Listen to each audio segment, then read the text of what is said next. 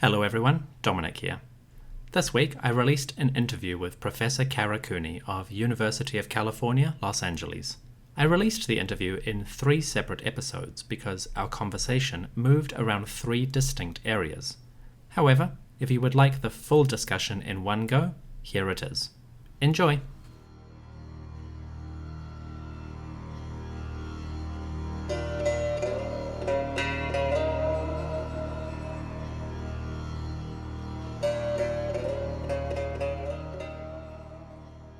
Hello everyone, and welcome back to the History of Egypt podcast.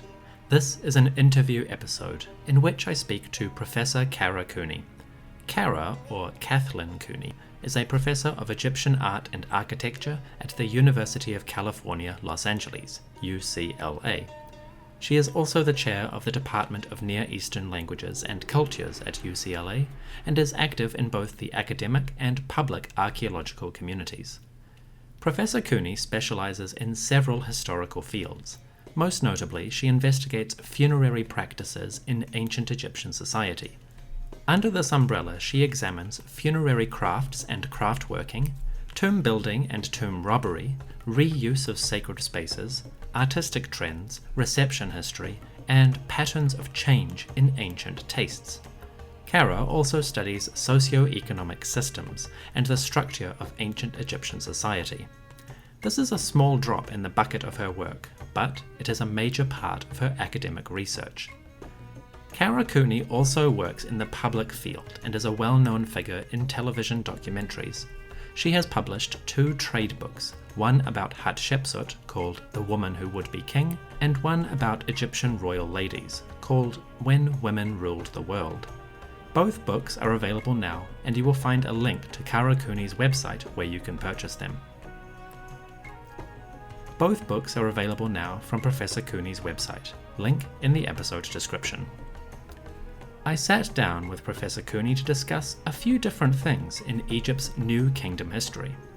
Firstly, we discussed funerary crafts and practices, and we answered that age-old question, how much did an ancient Egyptian funeral cost? Then, we moved into the reign of Hatshepsut and the impact which that Queen King had on the 18th dynasty royal house. Finally, we dove into questions of ancient Egyptian monarchy, its relationship to organized crime, and the nature of pharaonic power. Also, we discussed Egyptology as a science, its presence in public and media representation, and Kara Cooney's career and future projects. We also asked, if Kara could answer one question from ancient Egypt, what would it be? That's enough from me. On with the interview. Thank you for joining me, and allow me to introduce Professor Kara Cooney.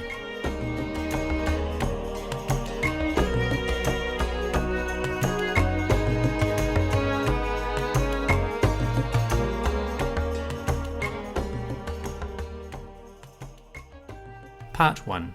Introduction. All right, so good morning, Professor Cooney. Thank you very much for joining us on the History of Egypt podcast, and welcome to the show. Thanks for having me. How are things in Los Angeles? Are you doing all right?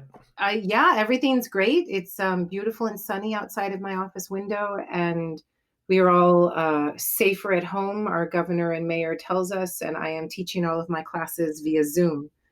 And for the graduate class, that's been a joy because I'm doing a Deir el-Medina seminar, and we have Dr. Cedric Gobet taking part every week. And so whenever you have a question about Deir el-Medina, to have the lead archaeologist of the site of Deir el-Medina on the phone, on the Zoom call, it's amazing. So for the grad seminar, it's great. For the undergrad seminar of 200, it's a little more unwieldy, but we make it work. And I emote to a tiny camera in my computer, as so many computers are doing all around the world.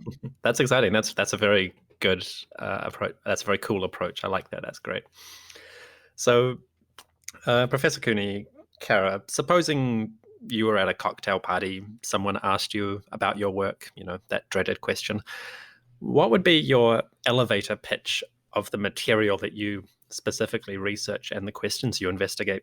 Well, I'd have to pause and tell them that there are 2 of me, that I'm a bit schizophrenic as a educator, academic, communicator. and that I have two streams of research. One that I write under the name of Kathlyn M. Cooney, that is Mhm. highly data-based and text-based and social history examinations.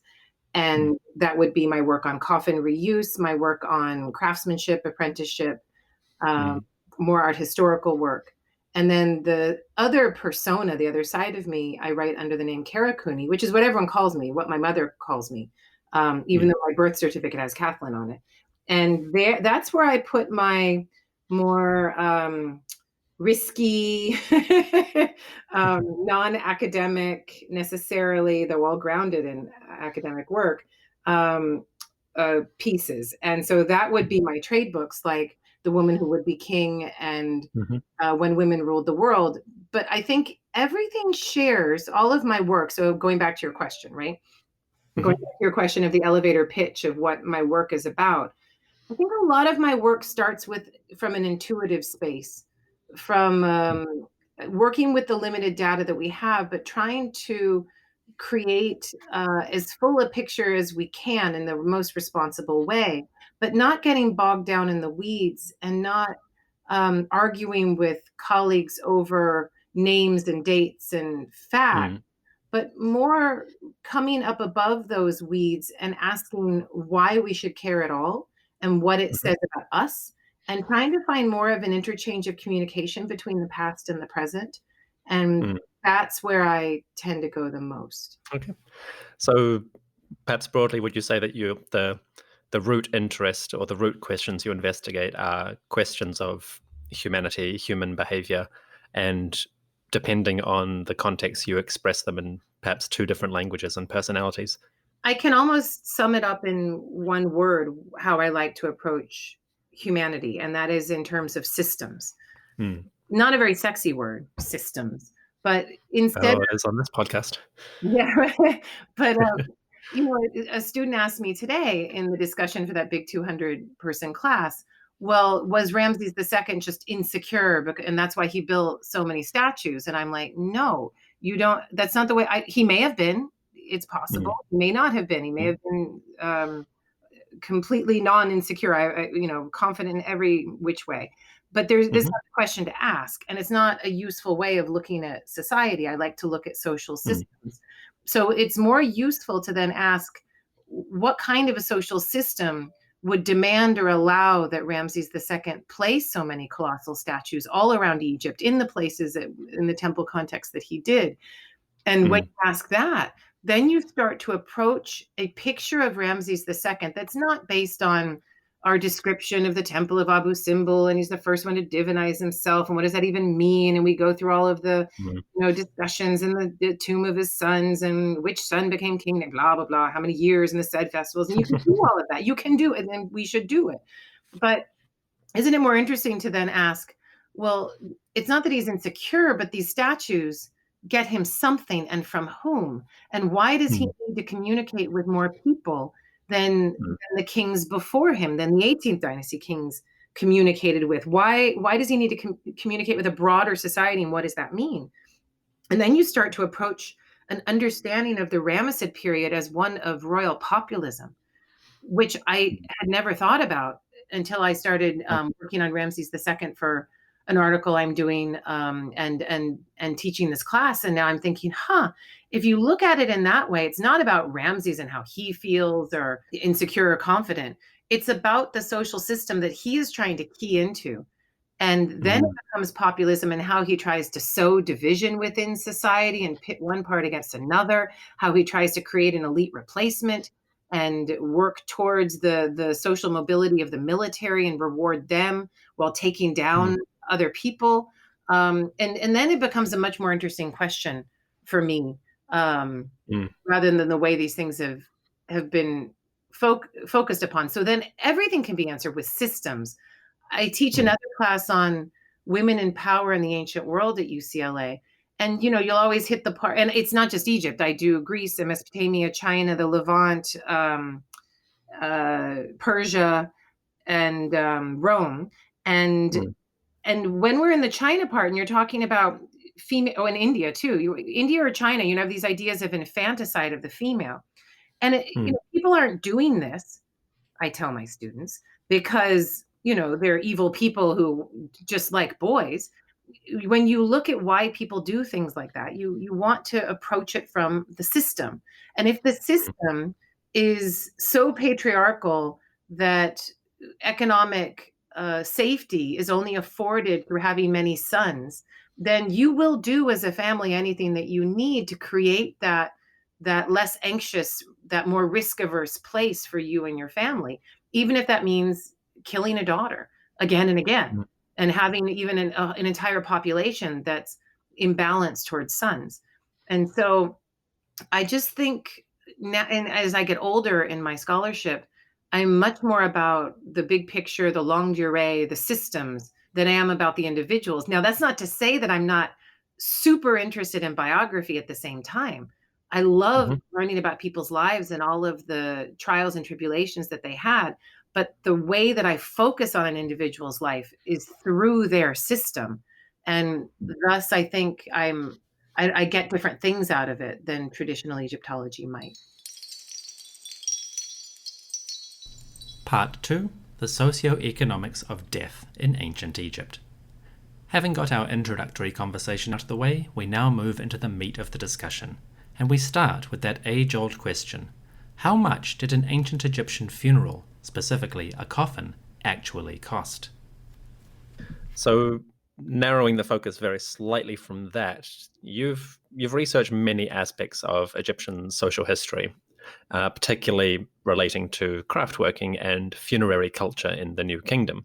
Hypothetically, for an ancient person living in the social system of, say, Thebes during the late New Kingdom, someone looking ahead to the end of their life, their eventual burial, on some basic informational lines, how much, say, would a decent quality painted coffin cost an individual, and how long might these things take to prepare?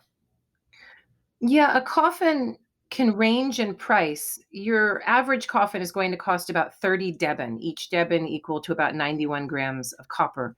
And Hmm. that means nothing to us. We don't bring copper to the market. We don't even bring coins to the market anymore. So that can be compared to 30 deben, could be compared to a young cow. It could be Hmm. compared to 5 shirts, hand Hmm. woven shirts, of course. We don't get to go to the shop and buy these things. People are hand weaving in their homes. Um, Hmm. and so, 5 shirts, given how much time it must have taken to weave the linen for each of those shirts, that's the average price. And you can certainly go up from there to a coffin that costs 200 deben for just the one coffin. I'm not including the entire set.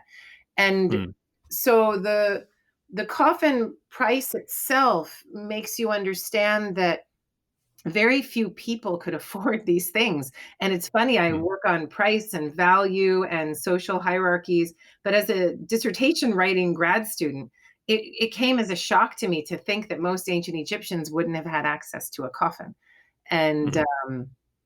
that it's 5% or less. And those Hmm. lower elites at the lower stratum of that 5% could afford a coffin that was quite awful to behold. And there are a few of those left in museums around the world or that show up on excavation sites. And when you see coffins that are so ugly and of such low quality wood and painting and everything, it fills me with great joy, because then I can see people in the lower part of society, elite society, trying to emulate what's higher up.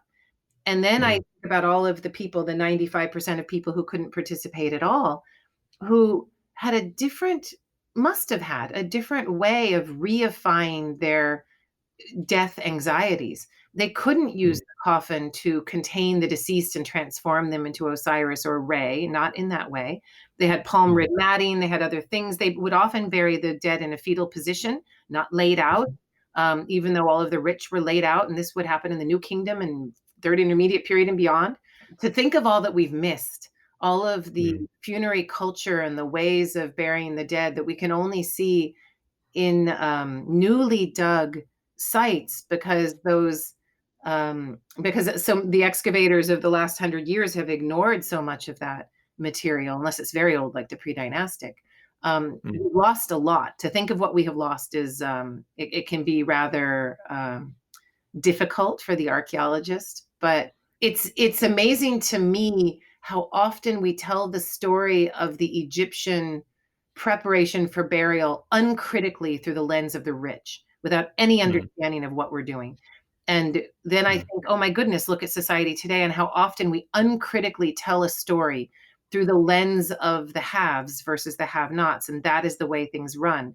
And so I always look at even funerary culture and preparation for it through a social history lens. So I'm in many ways more interested in the living than I am in the dead. Interesting. So, speaking of the living, how did people's attitudes towards the dead, towards burials, and to the accessories that went along with that for poor and for non-poor, how did these sort of things change over the New Kingdom? Did practices or fashions shift, and what evidence do we have for this? There's huge shifts, and it's there before our eyes in all of the excavations in a way that's so clear when you take the longue durée approach, when you take a deep time approach.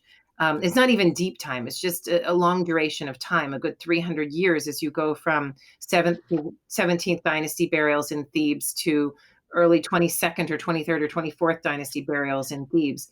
Know what I'm saying in Thebes, because the preservation of this wood and of all of this material is largely a southern phenomenon.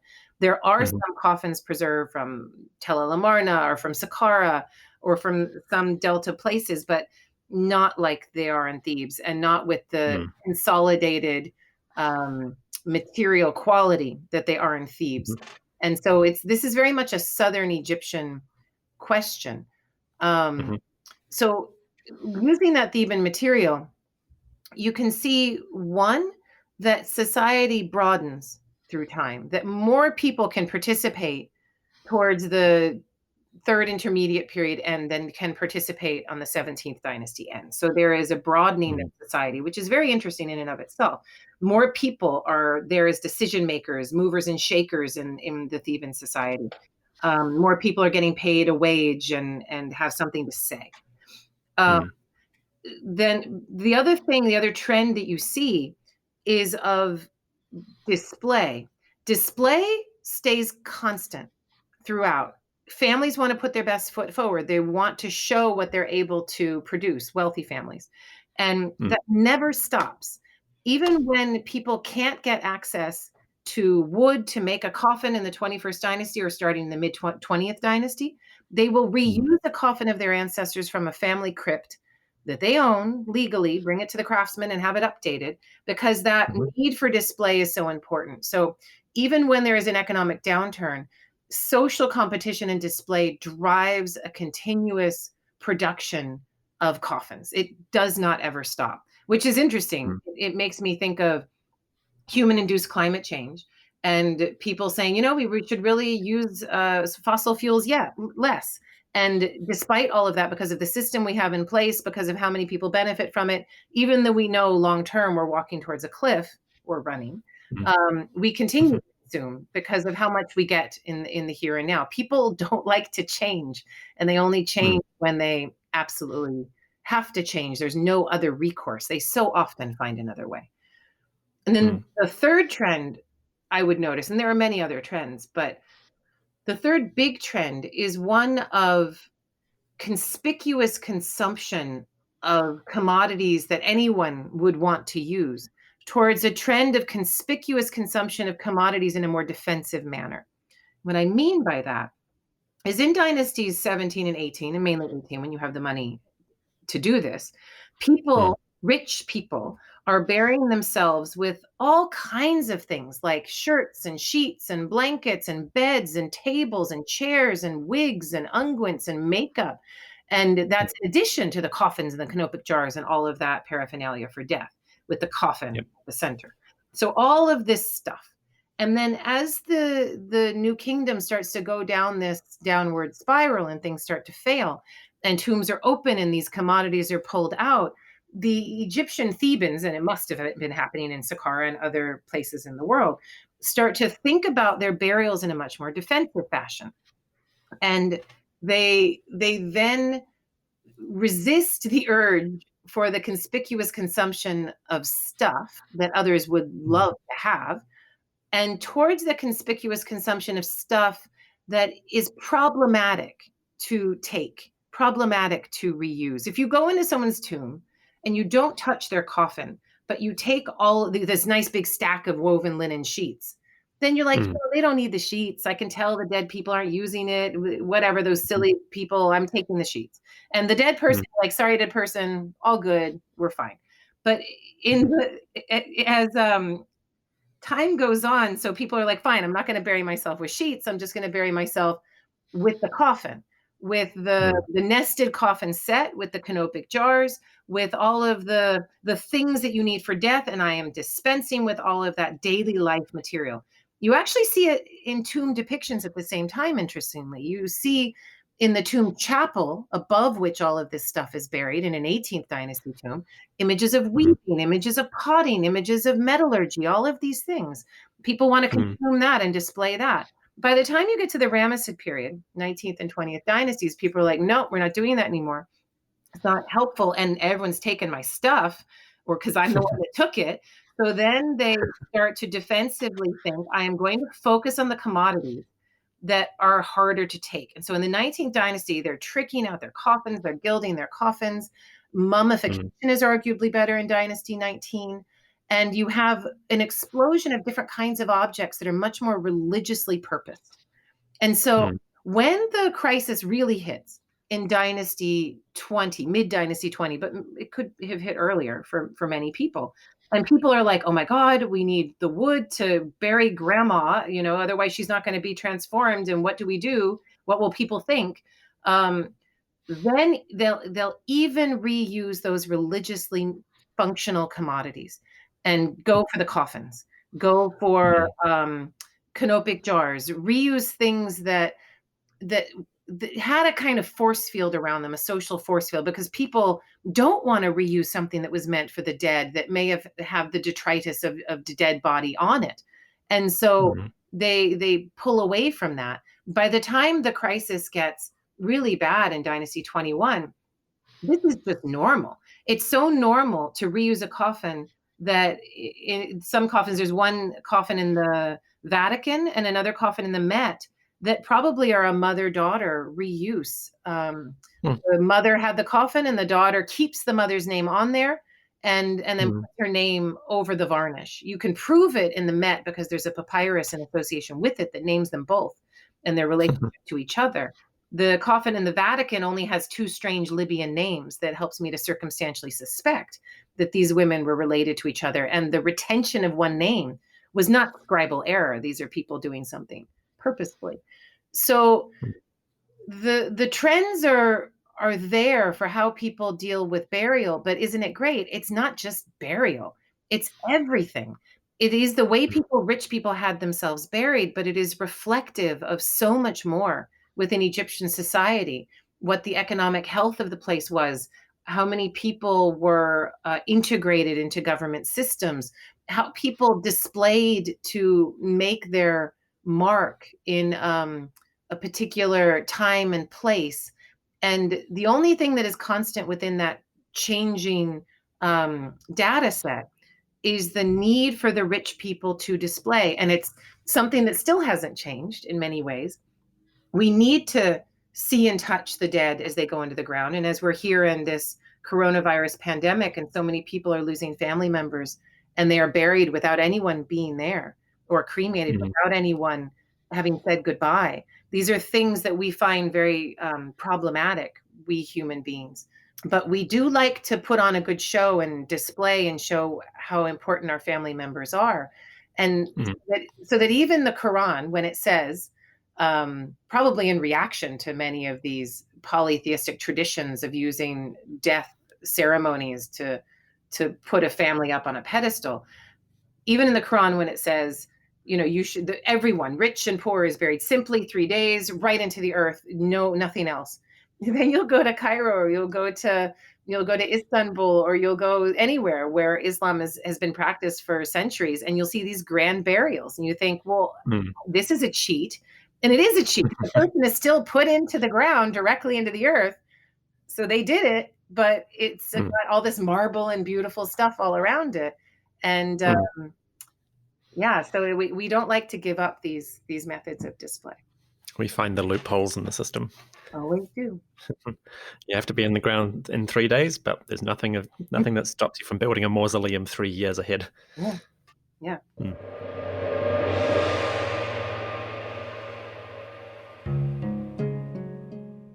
My conversation with Kara continues in a moment. First, it's time for a quick break. See you soon.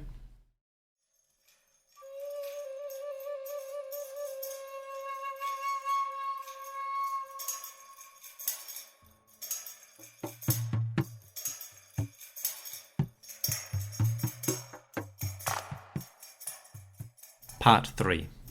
Having discussed the overall context of funerary culture in the New Kingdom, we now move into some details about Egyptian craftsmanship. Specifically, how did an Egyptian coffin maker learn their trade? So, looking at the actual production of these objects, for every coffin there is a maker, someone who has to carve and decorate and produce this thing. Artisans obviously didn't appear fully formed and skilled out of nothing. They went through apprenticeships with many stages of learning, and this is something that you have also researched.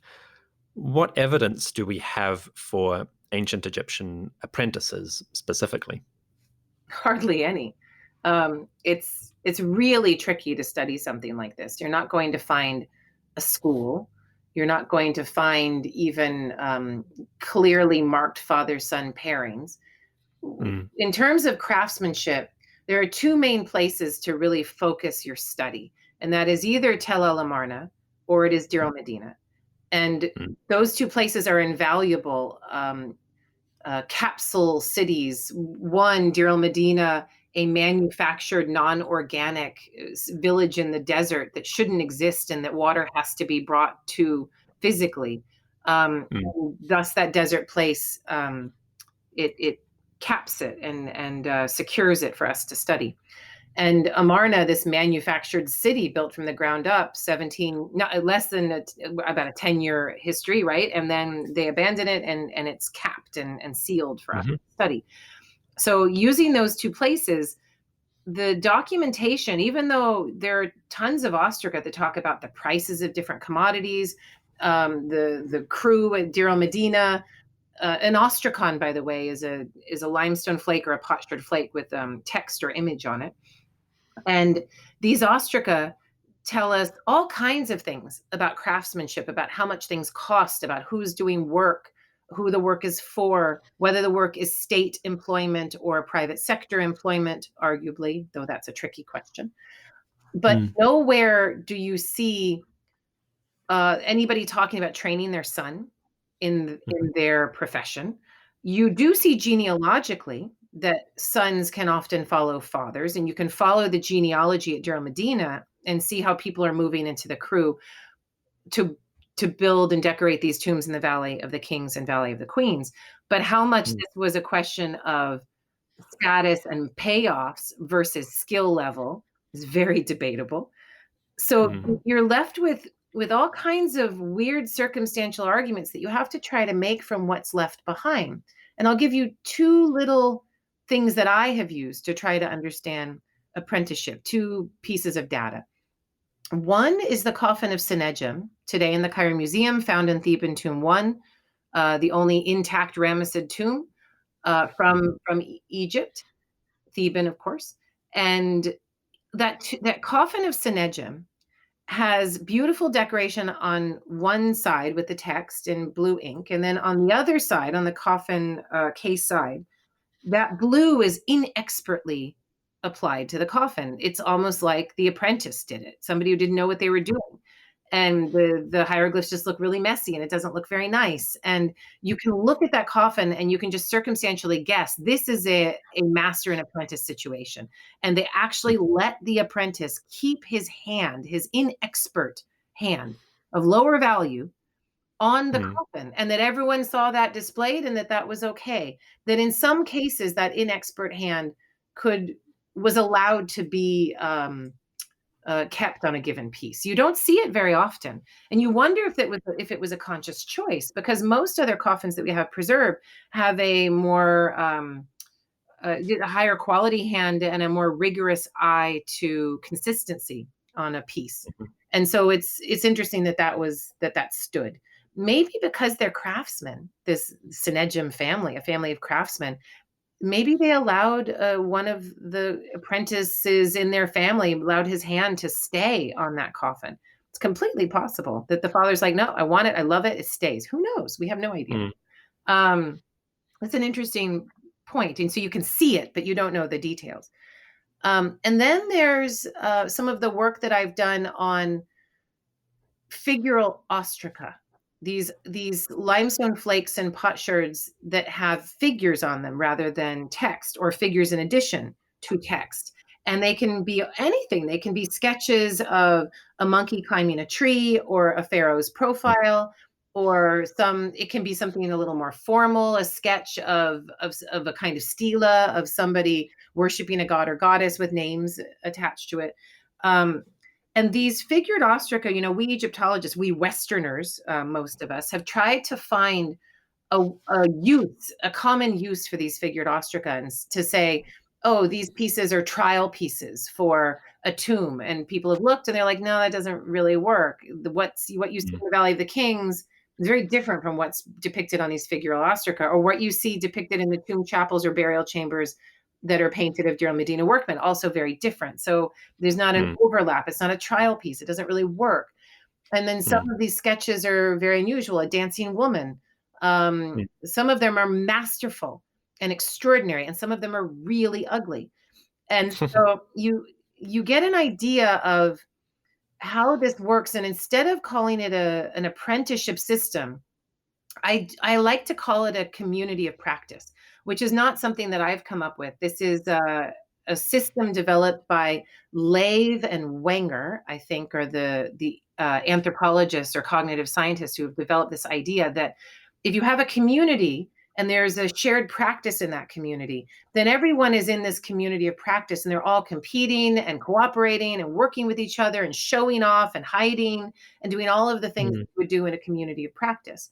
And so while it's easy for us to think of a Da Vinci workshop, master, apprentice kind of system, because that's what we have in our Western brains, when you look at the way people actually teach people how to do something, how a mother might teach her daughters to bake bread, it's always her daughters, right? Whatever we want it to be. Maybe there are young sons around, but maybe he's being apprenticed in a different way. But when she's doing that, and the grandmother's there, maybe the aunt's there, it is a community of practice that girl is brought into for something bread baking that demands a tremendous amount of skill. I can't bake bread at all. It's a disaster, and I'm not even trying, despite coronavirus. But you have this constant practice going on that is training you.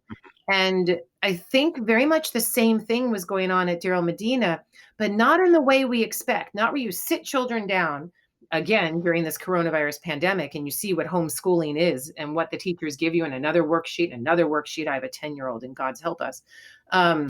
This kind of rote repetition, this way we think of it, that is proper learning.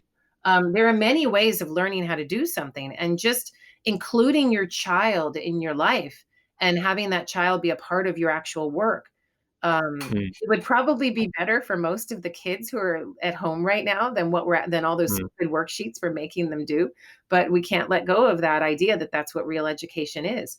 But these ostraca, these figured ostraca, give a bit of an idea that everyone was constantly practicing. Everyone was constantly messing with their figures. Everyone was showing off. Some of them had amazing hands. The master is painting. Some of them are just like, oh my goodness, what is that? And it's some kid who's showing what he can do, and he's got his hands on an ostracon, and everyone's like, "Ha ha, cute," and then he throws it down. Running up and like, "Mummy, mummy, look what I drew." Yeah, It's, maybe. Or maybe they're all up in the huts over by the Valley of the Kings, and everyone's hanging out overnight. They're not going to go back. Guards don't want to let them go back. Something. So they're all just sketching and laughing. And there's a pornographic one, and there's one of the monkey climbing the trees because they miss the trees and they live out in the desert.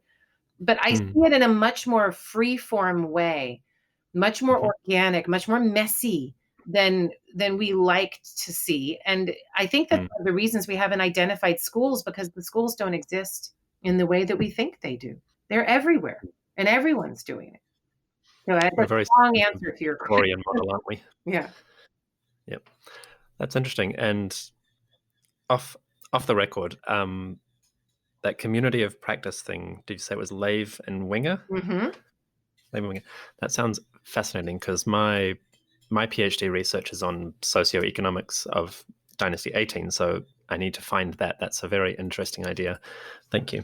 My graduate you don't happen to have the reference, do you? I do, and I have it somewhere in this office. And I'll make sure that, where is it, or is it at work? I'll send it to you though. There it is. Here it is. I knew to look for the yellow.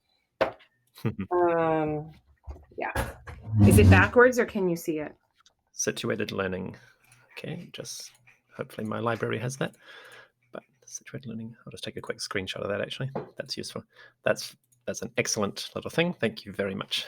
A lot of my grad students find this extraordinarily useful, and it can work for anything. So if you're talking, I have one graduate student finishing right now, Danny Candelora, who's working on military communities of practice.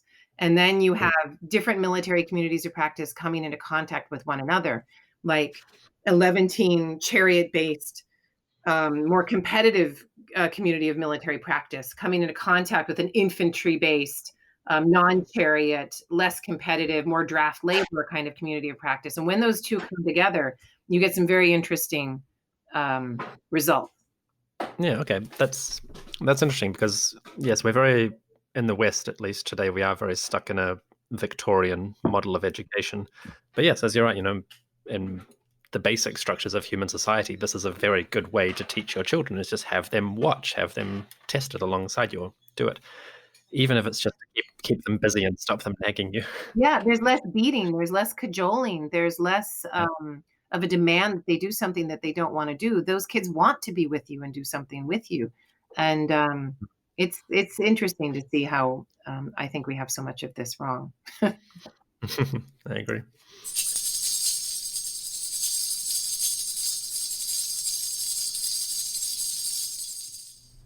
This brings us to the end of the conversation about funerary culture. Coming up, Kara Cooney and I turn to the topic of Hatshepsut, the queen who became a king early in the 18th dynasty, and whose period of rule had a long-lasting impact on the royal household of Egypt and the nature of pharaonic power. That is in a moment. See you soon.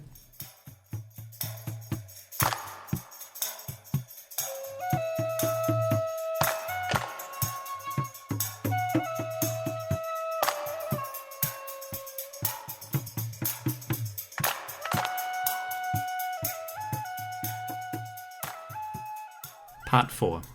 In 2014, Kara Cooney published The Woman Who Would Be King, a biography of the pharaoh Hatshepsut. Naturally, I did not want to miss the opportunity to ask Kara her thoughts on Hatshepsut and the impact she had on the royal household of Dynasty 18. So, moving away now from the 19th to 22nd dynasties, I'd like to talk about Hatshepsut specifically. Mm-hmm. So in 2014, you published The Woman Who Would Be King, which was a sort of popular biography of Hatshepsut and her times. At the very basic level, what inspired you to write a narrative history of that ruler in particular? I didn't want to write a narrative history of that ruler in particular. I didn't want to at all. Okay, I'll delete the question. No. It's no. It's but it's so funny, isn't it? How I didn't until I did. So when Mm. Hatshepsut keeps finding me, she keeps sneaking up behind me, tapping me on Mm. the, just pestering me like, you've got to tell my story. You've got to do this. I am not looking for Hatshepsut, but she is certainly looking for me. And I know this because in 2005, when I found myself between jobs, I was approached by a producer to do a Discovery Channel television show on Hatshepsut. Mm. I'm like, well, I don't really know anything. It's not my period. I do 19th and 20th, but I suppose, I could get a free trip to Egypt and do this thing on Hatshepsut. It sounds like it could be fun. And so I Mm. did this thing, and it ended up being, still to this day, one of Discovery Channel's most popular shows. Not because of me, but because of Zahi and the tooth, and they identified the mummy and all of these things. But Mm. it made me think about what we know about Hatshepsut and what we don't know about Hatshepsut in a very interesting way. And because of that television show, I was then somehow colored as a Hatshepsut expert, which is rather laughable. And for any academic who knows how Mm. academics work and how we put ourselves in these little boxes, even more laughable. And so when a lit agent approached me and he said, why don't you write a book about Hatshepsut? I immediately, without a beat, said, I can't write a book about Hatshepsut. And he said, why ever not? And I said, well, she's 18th dynasty and I do the 19th and 20th. And Mm. he's like, really, Kara, wouldn't you want to write a book about female power? And then he had me. Then I was Mm. like, oh, okay, female power. And I didn't think about it then in 2000. And when did this book come out? 2008? No, well, 2000. I don't even know. 11? Doesn't matter. Mhm. 12, 2012. So this book comes out in 2012. I don't think I understood that I thought in terms of systems at that time. I was just intuitively doing it. And so Mm. approaching that book from my systemic approach was very useful, because then I took this woman and I wrote a biography from cradle to grave and beyond. And I tried to make it as personal as I possibly could, as much about her decision making within her world as I possibly could, which no one Mm. tried to do and is not an easy thing to do, with as Mhm. much hypothetical construction of my own, but based on systems. What is this military system? What is this political system? Who are the actors in it? What are the most likely reactions of people in that kind of situation? How are people Mm. most likely to respond to this or that? And I ended up creating a much more compelling narrative than I thought I could, and a much more personal narrative than I thought I could. And that book for me is very much about individuals being stuck in a system. What is the power of the individual to change Mm. a system, to recognize a system, to see the pieces on a board and then to move them at their will? Most of us are cogs in a machine. Most of us Mm. can work very little upon the system in which we're born, in which we find ourselves, and we have a hard time transcending beyond that. And there are a few people who can truly work upon the system, but they are still a product of that system. And so the Mm. Hatshepsut book really helped me to see so many of the fallacies we have about this woman. She took power, she grasped power. That's Mm. crazy. No one, not even Alexander the Great, not Hitler, not Trump, no, nobody is able to just go in and take power. You must have a foundation for that power. Mm. You must have people who want you to do that. You must have lieutenants and protectors. And so Mm. when I started to see it in that way, it completely changed the narrative from a narrative of female power that we adulate and say, look, women could do it, to a more cynical view, and I think a more, I don't know, fourth wave feminist view, that women are used as placeholders and used as leaders. And I could put Maggie Thatcher and Theresa May into these categories, but they're all there to serve a patriarchal system that is not moving their own individual female suits forward. And Hatshepsut was just Mm. the same. And so it's a tragedy. That book's a tragedy. When Women Ruled the World is also a tragedy. It is about females working on behalf of a system that serves them individually but does not serve their sisterhood. And it explained to me through the lens of history why there is no sisterhood, why we don't link ourselves together. Why we don't have a word for a woman who acts against the sisterhood. There's all kinds of words for an African American who acts against his Black people, but there's no word for a woman who screws over other women because she wants to get cute shoes from that guy. There's no word for that. And that's because there's no sisterhood. And if there's no sisterhood, that means the patriarchy truly is that strong. And I now see that world around me more clearly, around me now, because of Hatshepsut. So I don't know if she's haunting me or what, but but she's there constantly trying to get me to tell her stories. It's the third time I've written about her or talked about her. Once the television show, then the biography, and then she comes back in When Women Ruled the World, of course. And the story keeps developing in my mind. Naturally, that makes sense. So, as a ruler, as a woman, as a product of her system, and a person with some power to impact that system in various ways, what kinds of changes did the period of Hatshepsut's rule, however much you attribute it to her and however much you attribute it to the structure in which she moves, what kinds of changes did Hatshepsut effect or prompt in the economic and social structure of Egypt's royal household? This is a big question. I'm going to try to hit this from two different points. Okay. Number one, I'm going to hit it in terms of royal justification. How is the king chosen? How does a king justify their power? And number two, I will hit it in terms of social foundations. Let's start with the latter. So you can see it in any museum you go to. You can see it on the ground in Egypt, that as soon as Hatshepsut takes power, there is an explosion of production in private things of display. Tombs, statues, better coffins, it's there. It's very clear that she was a jobs creator, that the co-reign of Hatshepsut and Thutmose III was a time period of wealth and expansion, economic expansion, military expansion, but it was also a time period in which Hatshepsut has to give to get. So you could look at it and say, oh, Egypt is so wealthy, and look at all of this. Isn't this wonderful? Or you could say, isn't it interesting, in the early 18th dynasty, this kind of display is consistently kept only to a very few families. And it's kept inside the royal household. As the 18th dynasty progresses, and particularly during the reign of when Hatshepsut takes over as co-queen, then everyone's got a nice tomb. Ineni has a nice tomb. You've got nice tombs amongst like Ahmose, the son of Abana, which now is being proven to be mostly decorated during that time period rather than earlier.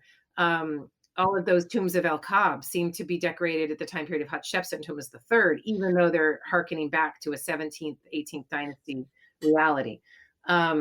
So, and that's Davies, who's proven that.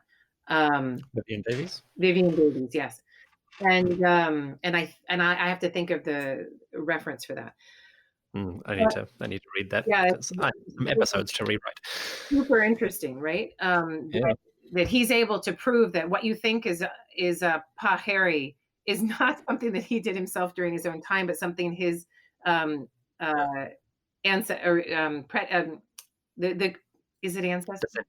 descendants. Oh my God, thank you. That his descendants did after him.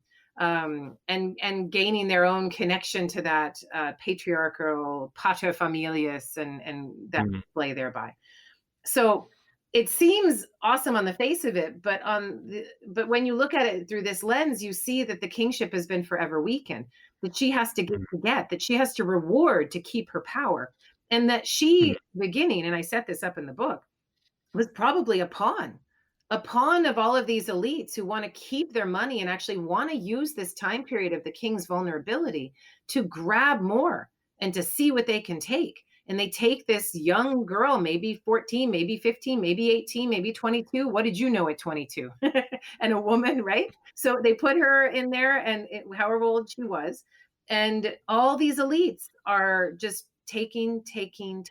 And there is more job creation during this time period, more titles being created, more professionalization, whatever you want to call it, during this time period than at any other. And it is, according to some, like David Warburton, who wrote a book about Hatshepsut about 10 years ago, I think, it is the forever weakening of the 18th dynasty kingship, economically, socially. From this point on, the king has to please the people around him. And so then it takes something like Senenmut, and you can throw all of the were they lovers stuff out of the window. It doesn't matter. She needs new men, as well as when she gets older. Then when she starts to realize that she's a pawn and now she's moving along in a different way, she starts to look at this situation of all of these patricians taking stuff, and she's like, damn, this is not cool. I need to fix this. So now she needs to pit elites against elites, and she starts to elevate new men with no old connections to any of these patricians, and give them new jobs, give them the same title. A patrician has this title and Senenmut has the title. And this happens with new man after new man. And she knows that they have to trust her and she can trust them because they don't have anyone else to answer to. And she's able to move her suit forward and become a different kind of ruler in that way. So there is a pushback, but the amount of enrichment of the elites started in her reign and of course continued. This isn't going to go away. A king can't put that genie back in the bottle and say, okay, you guys have to go back to keeping it all in the palace, and no one's going to do that. These are his lieutenants. Now, the second thing that I think changes with the reign of Hatshepsut is that because the kingship is so weakened, and because she is a regent for what may have been a toddler king, if that child was produced within the reign of Thutmose II, maybe he was a 7-year-old king, whatever, the kid was young, right? If the kingship is so weakened and you have a regent who seems to have been handpicked by elites because, she works for them in a way to keep that status quo, then a new system, religious system, is set up to justify that king. And even when Hatshepsut gets some of her own back and is able to create these new men to push back against those patricians, she still has to say, the only reason I'm doing this is because my father Amun-Re is asking me to do this. And so there is now a new oracular, prophetic, revelatory connection between the god and the king's creation. The king is the one who knows that they have been chosen. The king announces this to his or her people, and it is now using ideological power in an irrevocable way to communicate to people, you have to have me as your leader because the god said so. Now that seems, it's some people have published that as untruths, as when Hatshepsut says these things, though no one ever seems to say that when Thutmose III says it. So she's a liar, she's duplicitous. That's one way of looking at it. But another way of looking at it, when any king has to say that the god chose me, it means that somebody else out there is saying that they're not legitimate, that they shouldn't be king, that something's wrong, something's off. And remember, she's only the third ruler in her Thutmose family.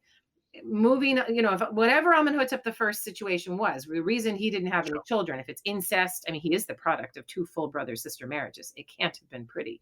But whatever the reality of that situation, it was a move, a shift from one family lineage to another. And when Thutmose I moves in, it might have been an enfeebled kingship from the beginning, like Amenemhet I of Dynasty 12, and he's assassinated, and then Senwosret I is constantly saying, in a different way, I am here as your savior. I'm meant to be here. It's this justification of kingship, and for Hatshepsut in particular, when she starts to claim this revelation of the god with an oracle, the god marks her for power in front of the elite's eyes. It means she has to. It smacks of real vulnerability, that there is somebody to please. There is somebody to convince, and religion is the best way to do it.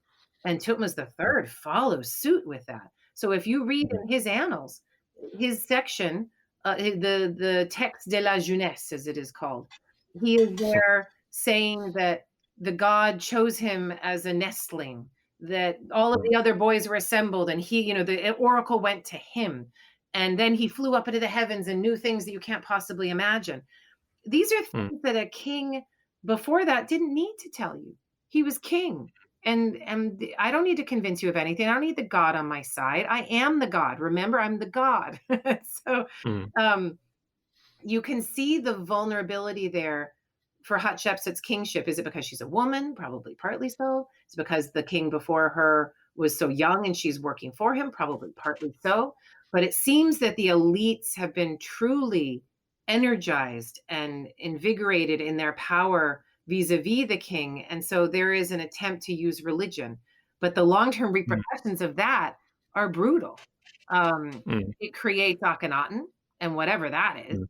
and it will end up creating a the empowerment of a military, because Akhenaten can't get his religious message reified in any other way. And he has to empower, but he has to empower a different elite. And then you Mm. see the pushback in which you have a military coup and a military kingship of ex-mercenaries with the Ramessids. So you can see it all working in a long-term scheme of things of how the system morphs its way. With one trick of fate, a king dies too early. That would be Tutmosis II. A new dynasty is enfeebled. They do what they can, but the elites pounce, and then the dominoes fall, and those dominoes keep falling. There's pushback along the way, but you end up then with military populism by the time you get to Ramses II, and that's pretty Mm. interesting.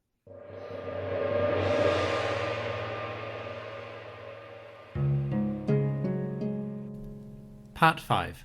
Having discussed Hatshepsut's impact on the royal household of Egypt, we now move into the greater concept of Egyptian royal power and the relationship between a king, their courtiers, and the people of the country. So, in some respects, perhaps the period of Tutmosis II and then Hatshepsut and Tutmosis III sort of exposes, at least for us looking back, some of the more negotiated elements of the Egyptian kingship, which, probably were there as part of their society, but now are suddenly a lot more visible because other people are able to make their influence known in lasting ways, things that turn up on monuments and are recorded. We must never forget that we are dealing with, as Egyptologists, an authoritarian regime that is constantly trying to veil its realpolitik from us. It is up to us to try to find any traces of that realpolitik possible and not drink the divine kingship Kool-Aid. Most of us just drink the Kool-Aid and take the data at face value and think it is irresponsible to try to circumstantially understand or hypothetically understand what may have happened behind the scenes. In my opinion, it is incumbent upon all Egyptologists or anybody who studies any authoritarian regime or any regime of power to try to understand why one thing is revealed at one time and not at another time. And one of the most mysterious things in all of the ancient Egyptian world is how a king was chosen. That's the way they want it, though. So we can talk about primogeniture, and some Egyptologists do. We can talk about oracles, and many Egyptologists do, but we actually have no idea how these backroom deals happened, who was whispering to whom, who was maybe assassinated or poisoned, we have no idea. But there's some inkling of it, and it's upon us to try to see more into that world rather than not.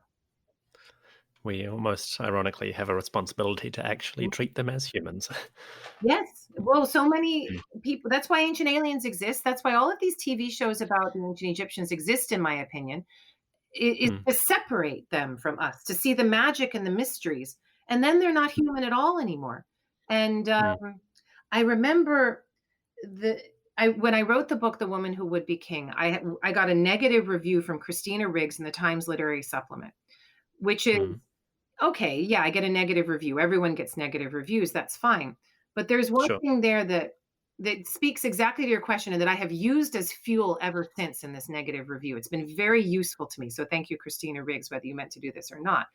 But she called my book universalist, that I was removing myself from the particularist world of the ancient Egyptians at my peril, that it wasn't my place to do so, that I was being universalist in doing so and irresponsible, and that this was not the proper thing that a historian should do. That essentially, I'm paraphrasing. One could find the review. But for me, it hurts that when you get these reviews, or and I don't read reviews actually anymore, though maybe I should, because this one has been so useful. But when I thought about it, I'm like, whoa, so I have to take the ancient Egyptians only at their word, only believe what they say. I can't compare them to us. It's like they're not humans. If I can't be universalist, then I have no empathy for someone from Afghanistan because they wear a burqa and I wouldn't do that, or I don't have to. So, and I think it's a fallacy to think that the ancient world is so different from our world that we cannot compare it to today. I think that the ancient world is one of the best ways that we have of learning about what we live in today. And if we think that our knowledge of 250 years of American history, for example, is going to help us understand the future of America, that's ridiculous. You have to have a longue durée perspective of 1,000 years, at least 500 years. We do it as Egyptologists. We should do it in the world we live in today. But I really push back against people telling me that the ancient Egyptians were so different and that I can't do this. I shouldn't do this.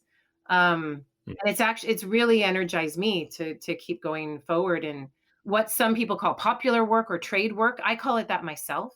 But the more that I do it, the more political it becomes, and the more it's my key focus and my reason for writing right now. It's that tendency of perhaps some of us to not only buy into the myths of that the ancients put forward about themselves, but also to, in some respects, place ourselves on a pedestal. How could we compare them to us? Because we are obviously so much better and more educated. When you really get down to it, human behavior is very much consistent with what we see in the past. Well, and hasn't this pandemic exposed some real modern exceptionalism? I talk about American exceptionalism all the time, and the United States is being exposed as the country built on chattel slavery and social inequality now better than any other time in its history. And let it be shown to itself and to the world what it was built upon, because it's dirty down there and it's time to rethink it. I think there are many other countries that could have the same conversation about what their foundations are. But modernist exceptionalism is just as dangerous, because you think, oh, okay, there's climate change, but we're different. We have these brains. We're not really part of the world. And then you realize that you're an animal like all the other animals, and that some weird virus that was in another animal can now come to you because guess what? You're an animal. And that even though you're all modern and cool, your systems suck, because they're the same systems that every other human being has ever lived with since complex civilization existed. And it's not different. It may be more complicated, more messy, harder for us to see, but it is the same. The authoritarian regime, the veils they throw upon it, the ideological subterfuge, they're all the same tricks that we use today. The authoritarian personalities, the way that the rich keep what they have by saying that the poor need them because it will trickle down. All of these tricks are there in the ancient world for us to see. When you were speaking before about negotiated power, or you were speaking about Hatshepsut's place within the elites and the backroom dealings, it reminded me very strongly of the anthropologist Charles Tilley's theory, which to my mind doesn't get nearly enough recognition, which is that, human states and the power structures of our societies really mimic in many ways that of organized crime. And when you start digging into the structures of these households, they're very, very, very mafia-esque, to the point that you could use mafia as a parallel study and probably find many fruitful observations. Can you send me that Tilley reference? I would love to read it, because yes, absolutely. I use this. I'm writing a book right now called Recycling for Death, that is about the last 12 or so years of coffin reuse and Egyptian society in Thebes during the Bronze Age collapse. And mafia studies have been very, very useful to me. And I read a book that you would really like. I'll send you the reference. I think it's Gambetti. That's all about how a mafia system works. And Mm. it's been extraordinarily useful to apply to the Theban priesthood of Amun in this time period of crisis, and Mm. where power is coming from, how it's displayed, how it's reified, economically, physically, or militarily. It's mafia systems are useful. And then I can see that we look at the tomb robbery papyri of Dynasty 20, and instead of Mm. seeing a pious priesthood stopping these aberrant activities, you see a mafia system in which punishment is being doled out to people who would dare go around the high priesthood, Mm. who's already systematically looting those tombs for their own regime. And so they have to go through this big show of putting people on trial when they're the ones doing it themselves. So Mm. everyone is engaged in the same activity. And it helps me to see how the poor are punished for those activities while the rich get away with them with impunity. And like in the United States, when all the poor Black people get arrested and put in prison for their whole life for crack cocaine, and all the white men who are doing all of the cocaine in powder form, get a light sentence and nothing ever happens to them. Or Mm. somebody stealing something in a shop, something in a shop here, and they get put in jail, third strike, you're out, whatever our system does. And somebody can go on the stock market and do the same theft, worse, to millions of people, and nothing will ever happen to them. And it's called, Oh, they get a bonus. yeah, it's called capitalism, and it's fine. And that's Yeah. how we reward the rich. This skimming off of the top for those at the top of social hierarchies has been happening since civilization, whatever you want to call it, was formed. And it Mm. would behoove us to look at these things more carefully through that lens. Absolutely. When people ask me casually, how do I sometimes think about the pharaohs? I think, well, probably if you were a normal person, then the best example you might find today is somewhere like North Korea, where the visible expression of that power versus what's actually going on behind the scenes is so difficult to penetrate that that's the closest analogy I can think of in the modern world is a state like that. And then Yeah, you I think get you're into the right. myths of, Yeah. how Kim Jong-un born on a mountainside and the gods were destined him for power. You think, well, yeah, that's kind of what we're talking about. It's funny that you say that, because in my class on divine kingship that I'm teaching right now to the poor 200 souls who have to watch me over Zoom, I just had a slide in which I have Amenhotep III on one side, or Akhenaten, I can't remember which, it doesn't really matter, and Kim Il Sung on the other. And behind Kim Il Sung's head is this giant disk of the sun. And it's in Kim Il Sung, he renamed himself to be Kim of the Sun. I believe that's it. And so he is the Sun King. Louis XIV, he is the Sun King. Amenhotep III, he is the dazzling disk. And then Ramses II is the King of Kings, and it just keeps going and going. Part 6. Having discussed Hatshepsut's impact on Egyptian royal power and the nature of that power itself, we now move to our final question. Where is Hatshepsut's mummy? Is the body that is identified as her actually her? And how does a scholar like Professor Cooney approach this sort of question?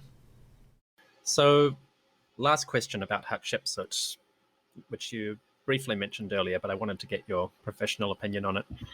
The quote-unquote mummy of Hatshepsut in the Cairo Museum, identified supposedly from a tooth. What is your professional assessment of the study and the likely, or the conclusion of that study? Do you think it is Hatshepsut, or do you have doubts? I mean, isn't it funny how we've just been talking about people veiling their realpolitik, and I feel the same way about it. The Hatshepsut mummy question is really difficult because there's just as much veiling of the actual research process of identifying this mummy as there is in ancient Egypt when you're choosing the next king. So even though all of it was shown apparently in real time on television as Zahi Hawass was making the amazing discovery that the tooth fit the space in the head of the mummy, or the molar tooth found in the canopic jar that said Hatshepsut fit into the space in the head exactly. I haven't seen that demonstrated in an article that I can consume and criticize. So I'm speaking from a lack of evidence. If that tooth really fits, I would love to see it and see how it does and get more information about that tooth. Wouldn't it be nice to do isotopic studies of that tooth and then compare it to the other tooth and see if it matches? That would be interesting. But all in all, I go with mummification experts who know a lot more than I do. And Mhm. not being a bioarchaeologist myself, I understand that the brain was not removed in the mummy that was identified as being Hatshepsut's.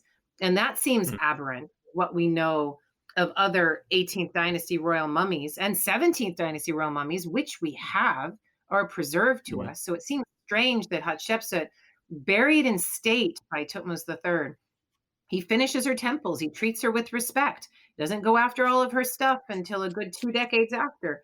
Why would Mm. he give her a shoddy burial? I think it's a cheap excuse to say, "Oh, she took his throne and he hated her and thus he didn't mummify her properly." No. And then the other circumstantial evidence that suggests that it is not Hatshepsut is that she's way too old.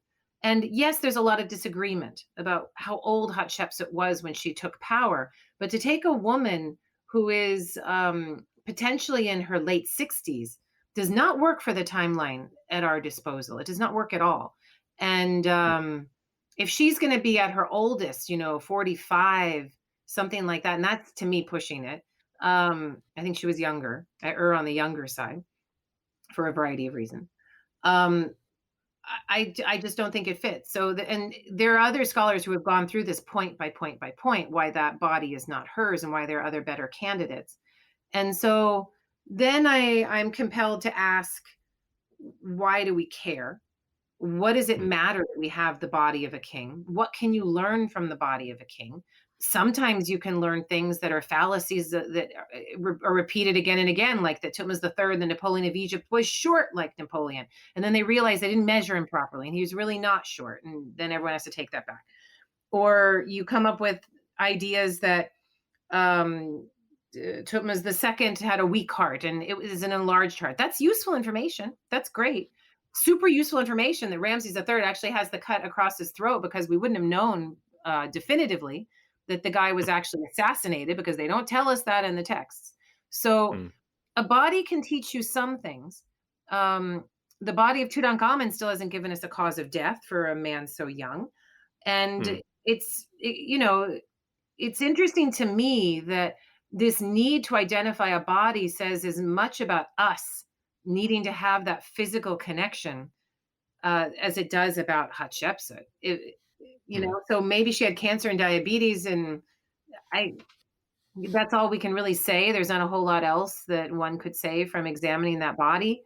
Um, I would rather ask different research questions and go about this analysis of the ancient world in a different way. Not that I don't use objects. I'm very object centered, very physical in my social history. Mm. I like to surround my social history with things, because people surround themselves with things. Mm. But in some ways, I'm like, so it could be her, it might not be her. I don't really care. I really don't. I really don't Fair enough. care. And it's not, it's something that people get all upset about and they're going to argue and they should look at this body and that body. Um, might be like, so we might have Akhenaten. That's interesting. And now it's been, same deal. It's been definitively defined as Akhenaten's body. It's useful for me in that I can tell people that no, he didn't have Marfan syndrome or Furlick syndrome or was a hermaphrodite. That's useful, but I believe that from my own scholarship before that body was identified. So Mm. But then, speaking of questionable studies with cloudy methodologies, that whole paper is a minefield in and of itself. oh yeah. And incidentally, it speaks a lot more about the patronage of certain individuals in the modern day than it does about the the historical facts that we can rely on to understand certain people. But in the same way that the West drives the consumption of from the antiquities market and thus looting, the Mm. West has driven this kind of fake TV scholarship, in the moment fake TV scholarship. We're the ones consuming it. We're the ones wild for it. Oh, the body is hers and it's amazing. And look at there's the body of Akhenaten and the 18th dynasty bodies and da da da da. And so yeah, it's just interesting how much money and consumption and commodification have driven all of these things. This is Mm. why I will not do made for TV research. I will do made for TV musing. I love doing that. I love using the medium of television to think about things and connect to stuff that I wouldn't be able to do in an academic paper because academics can be real jerks. And so it's easier to do on TV and to come up with big ideas in that or in a trade book. That can be very fun. But this kind of research, it needs to be done in a completely different way.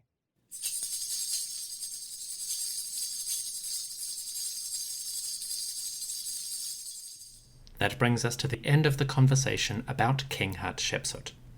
After the music, we move into a discussion about the science of Egyptology and its representation in media and public discourse. Cooney is active in both the academic and the public communities, and she offers insight into the way that Egyptological science can sometimes be misrepresented or even distorted, depending on the medium in which it appears. Easily the most lively and hard-hitting part of the conversation so far, this next chapter is truly a wonderful insight from one of the foremost scholars working in the public arena.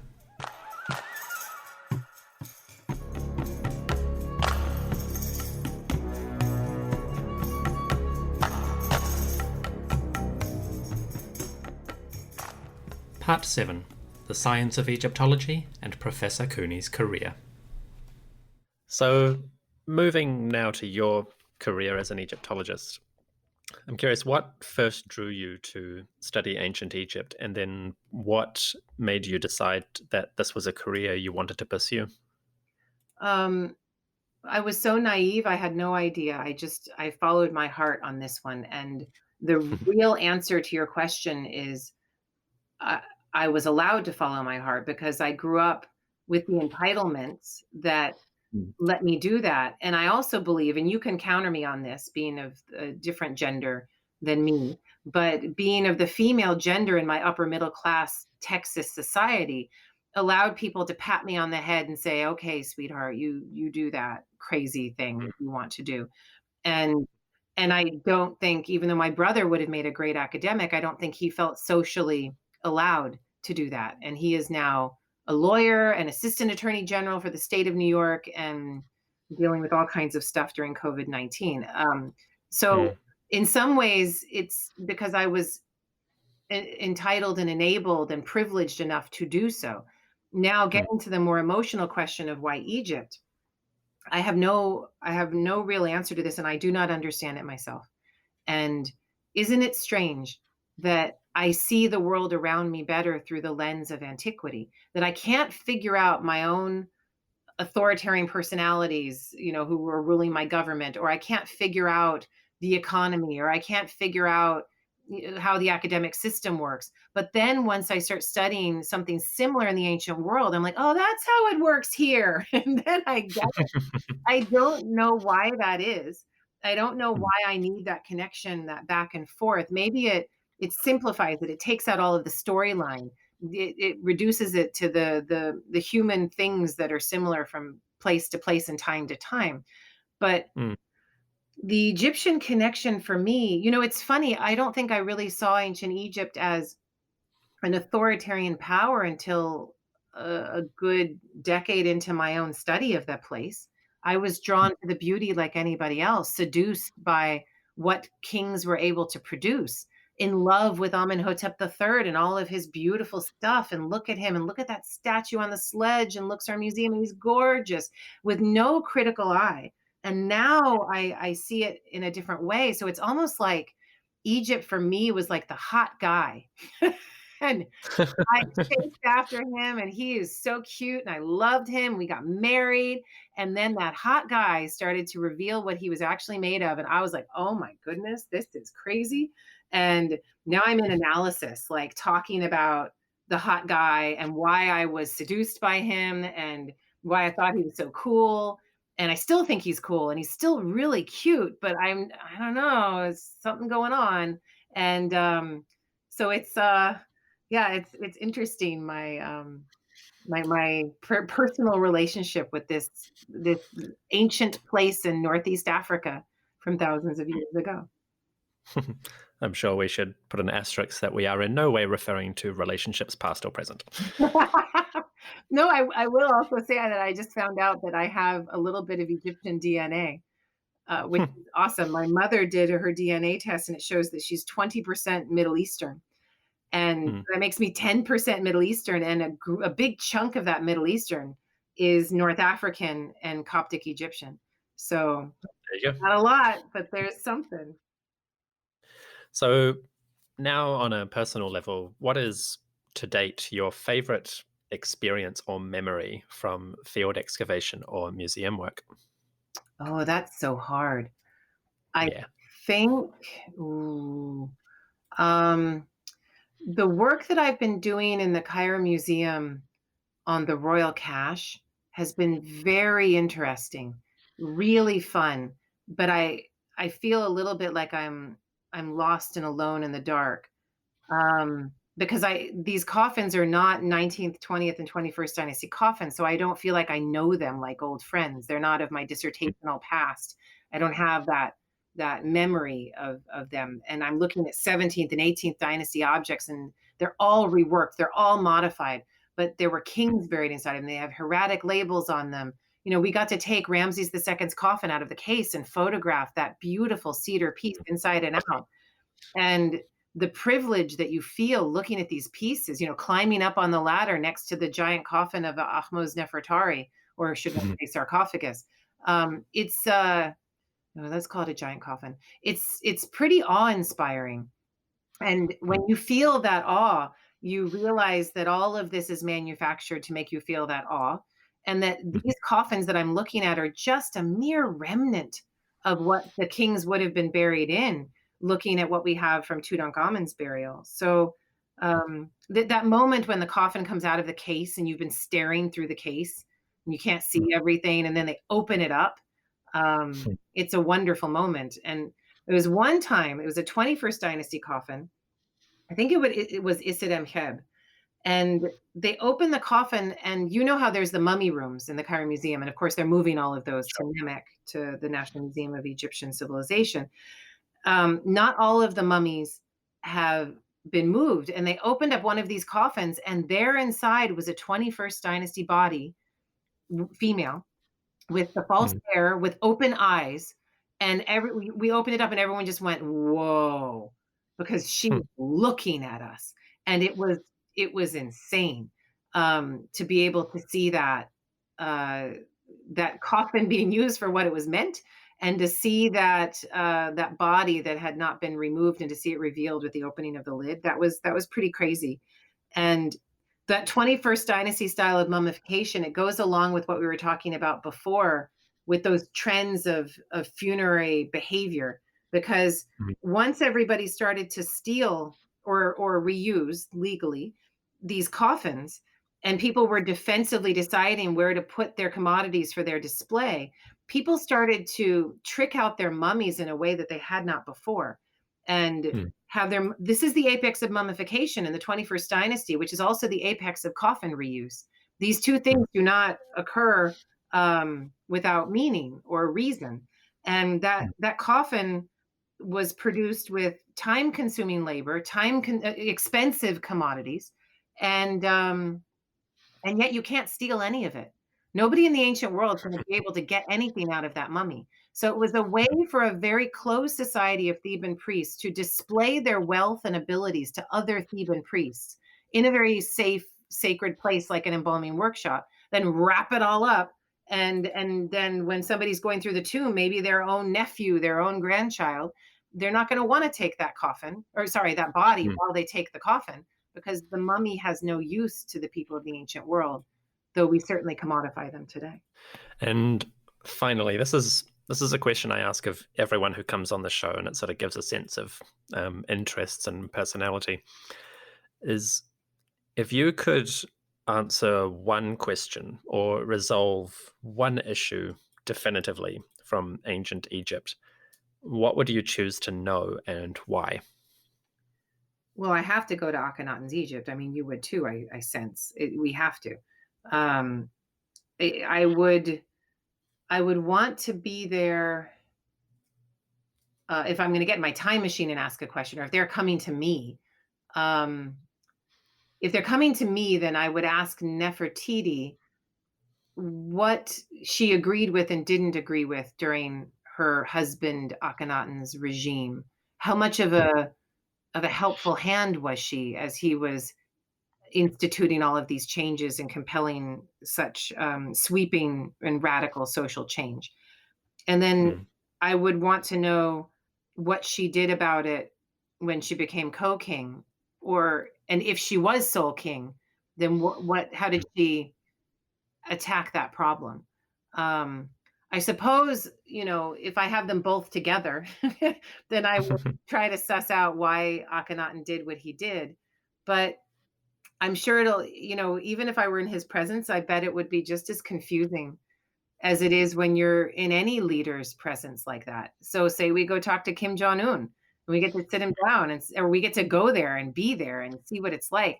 I still don't think we're going to be able to figure out why he continues to run this regime this way, except for the basic human behaviors of keeping power and maintaining power, and raised to be a narcissist, continue to be a narcissist. You could say the same thing about the president of my country today and the people who follow him. So I think I'm more interested in Nefertiti's story there. There's so many Mm. unknowns. It's so hard to find where she starts and where she stops and where she becomes something else. So Mhm. I wanna see I wanna hear what she has to say about that Mm. experience. That's great. Okay, so Professor Cooney, thank you very much for taking the time to speak with the History of Egypt podcast. I know you have a busy schedule and been trying to get you on for a couple of years, so thank you very much for being able to join us. I hope you'll consider coming back on again in the future, particularly when the podcast reaches the later New Kingdom, to discuss your work on social history and archaeologies of those times. Oh, I'd love to come back. This was super fun, and I'm sorry that I'm so hard to get a hold of. I know I am. It's a good problem to have. Yeah. But before we go, are you able to give my listeners an indication of your current research or what you're working on at the moment? Yeah, I have 2 projects going on right now. One is a book about Egyptian authoritarian kingship. Oh, no surprise there, what I'm talking about, called The Good Kings. I think it's gonna be called The Good Kings: Pulling the Veil from Egyptian Authoritarianism, and that's gonna be a National Geographic trade book. Hmm. And with the same look and feel of the others, connecting past and present political connections as well. And then the other book that I'm working on is called Recycling for Death, and it's about coffin reuse and trying to just get as much data out there in 1 or 2 volumes as I possibly can. And then, future stuff. I've always got something in the in the works, and the most important thing, and the thing that you might be interested in as well, is an edited volume that I'm doing with 2 of my graduate students, both of whom are getting their PhDs in the coming months, and Nadia Ben Marzouk and Danielle Candelora, and we are calling that book. I think it's rewriting Egyptian social history, questioning assumptions, something or other. And that'll be with Rutledge. And I'm writing an article on that right now, trying to find the time, on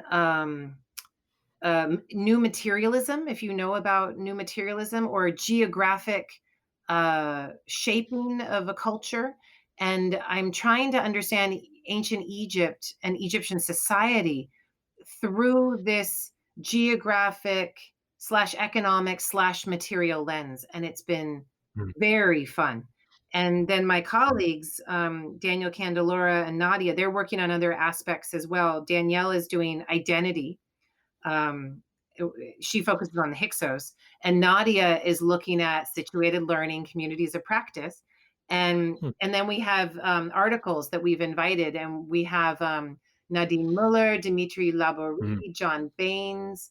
Um, who else did we get for this? Thomas Schneider is going to write a response to all of our articles, and there's just a lot of fun social history discussions in this book. So that's hopefully going to be out by the end of 2020, she said confidently, or maybe the beginning of 2021. Let's see. So, yeah. Yep. academia moves at its own pace, particularly with publishing. So Yeah. fingers crossed. But yes, that sounds fascinating, and I look forward to reading all of those. So thank you very much, and thank you for coming on the show. Thank you so much. Good luck with everything.